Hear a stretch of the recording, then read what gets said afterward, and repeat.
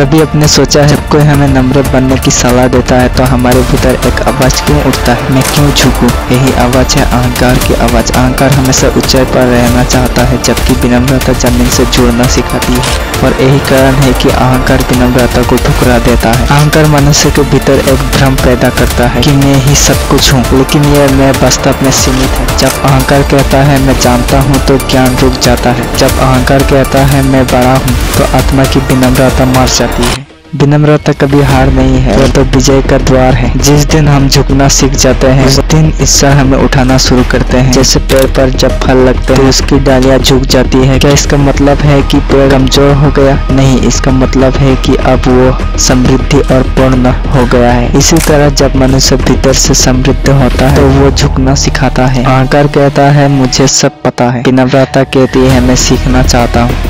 अहंकार कहता है मैं सबसे बड़ा हूँ, विनम्रता कहता है सब में ईश्वर का अंश है। भगवान श्री कृष्ण ने गीता में कहा विनम्रता, अहिंसा, क्षमा, सरलता यह सब देवी गुण। अहंकार हमें इनसे दूर करता है क्योंकि अहंकार को डर है कि अगर हम विनम्र हो गए तो उसकी सत्ता समाप्त हो जाएगी। लेकिन सच्चाई यह है कि जब अहंकार मिटता है तभी आत्मा की रोशनी चमकती है। विनम्रता आत्मा का सबसे सुंदर आभूषण है। तो आज अपने आप से एक प्रश्न पूछिए, क्या मैं झुकने से डरता हूँ? अगर हाँ तो समझिए कि कहीं न कहीं अहंकार में विनम्रता को बांध रखा है। जब हम अपने भीतर के मैं को छोटा कर देते हैं तो ईश्वर हमारे जीवन में बड़ा हो जाता है। विनम्रता से जीना हारना नहीं, वास्तविक विजय की शुरुआत है। याद रखिए, अहंकार कहता है मैं सब कुछ हूँ, विनम्रता कहती है सब कुछ वही है। धन्यवाद।